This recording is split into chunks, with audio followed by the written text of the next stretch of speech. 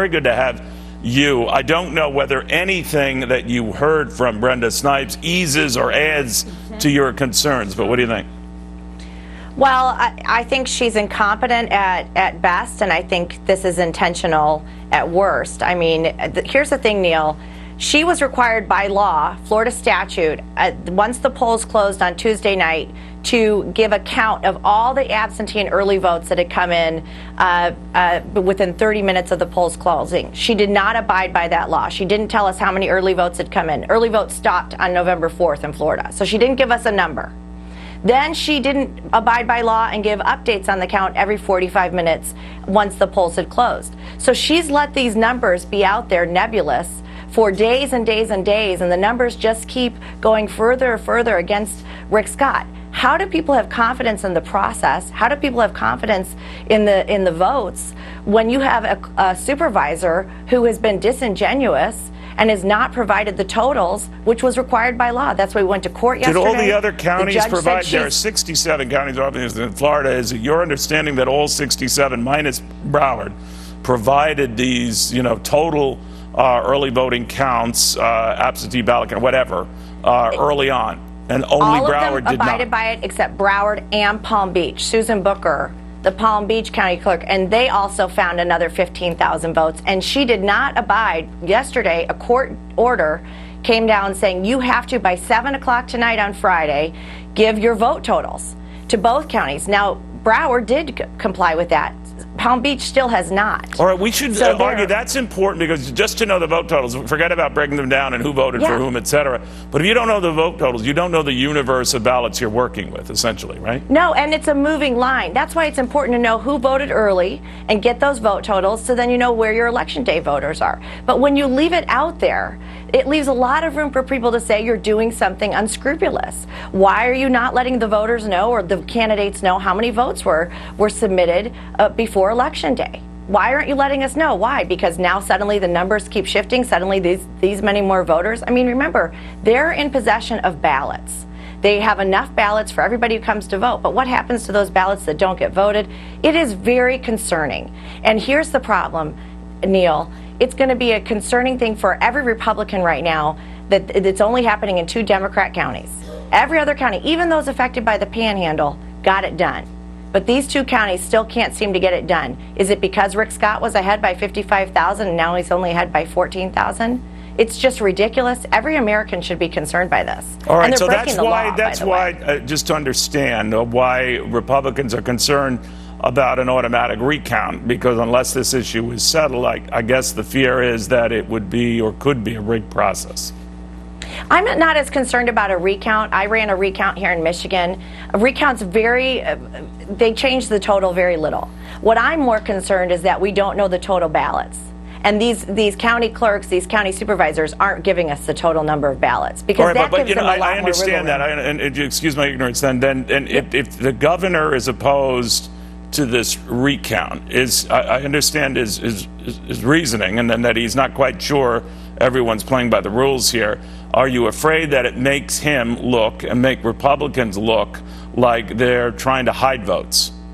No, we want every vote counted, but what we don't want are illegal votes being counted that diminish or dilute the votes of voters who did it the right way and who were legally allowed to vote. I mean, these are votes that should be invalid, many of them. You just saw her say she mixed 20 invalid votes with 205, and she doesn't know where they are.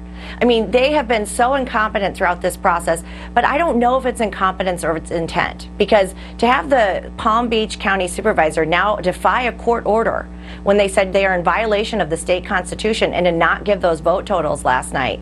What is going on in Florida? You have Democrats concerned about election meddling and collusion, and we are too as Republicans. But it is happening right now in Florida in 2 of the major Democrat counties, and Democrats are nowhere to be found. This should be something that concerns every American, that every vote is counted legally and that the process is transparent and fair. All right, there are different cases going on in some of these other states, but it's not just Florida where counts are tight, but in Georgia, in Arizona, in Mississippi, of course, we're going to have a runoff election that might or might not tip to the Republican candidate.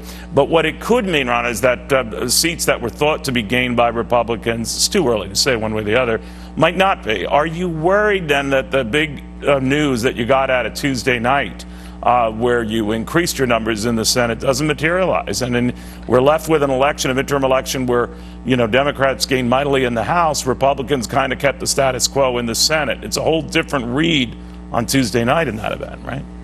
Well, number one, we had a great night with the four races that we won in the Senate: Tennessee, North Dakota, Missouri, and Indiana. And that puts us +1 in the Senate, which is defying history. And remember, in the House, we had record retirements, over 43, in a very difficult year where Democrats outspent our candidates 2 or 3 to 1. So I feel good about where the results stand right now, even without Florida and Arizona in the tallies. What I am concerned about is this habitual problem we continue to have with large Democrat counties in big states that can't get their reports done on time and can't get the election votes counted. It's happening in Arizona, it's happening in Georgia, and it's happening in Florida.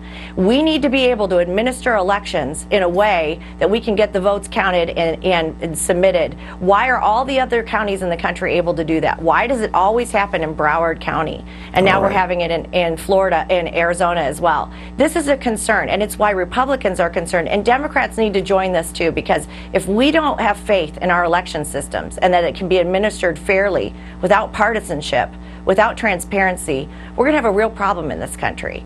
And so this is something that should be bipartisan. I think Bill Nelson should be speaking out against the incompetency. I mean, the court said they're violating the Constitution in Florida. Well, he's not. He's not, as you know. He's arguing that Governor Scott is trying to hide votes. Because they're fine with it if it works on their behalf. But if they win an election through corrupt, meddling, or validating invalid signatures, that's not a way to win an election. And that's not good for our democracy long term. And every single person should be calling their clerks. They should call Florida. They should let Bill Nelson know. This is a time where we need to engage. And I'll tell you what, it's eye-opening for me how we need to go forward to make sure that this doesn't happen again. Real quickly then, Ronna, real quickly, whatever you decide on that and how that is all settled, the issue of the ballot itself, which was written off on by Democrats and Republicans across the state in some of these counties, Broward included, is that it was a very convoluted, confusing ballot. Now, whether that affected votes is anyone's guess. But what happened to simplification there in the state where they were going to try to make things clear, because that was an issue in 2000, and I've seen the ballots in some of these counties. Whoa, I mean, you have to be Albert Einstein to figure some of these things out. What the heck? Well, and Brenda Snipes, this county clerk, has had issues of leaving ballot proposals off ballots, duplicating ballots and sending them out. She's been found to have opened absentee ballots without anyone present. I mean, this is somebody who's had a habitual problem. Well, but I'm talking about the ballot itself that was written off by both parties, and they can't get their act together to get a simple ballot. Yeah, it's a state-level issue. I mean, the states oversee their ballot process, and the secretaries of state do that. But everybody should be looking at this. I mean, we want to make it in a way that people can understand the ballots and they can vote. But right now, the issue is we have 2 county supervisors in Florida breaking the law and hurting the process right now and hurting our democracy. All right, Ronna McDaniel, thank you very much. Fair and Balanced, we did try to reach out to the other side to get their thought on this, including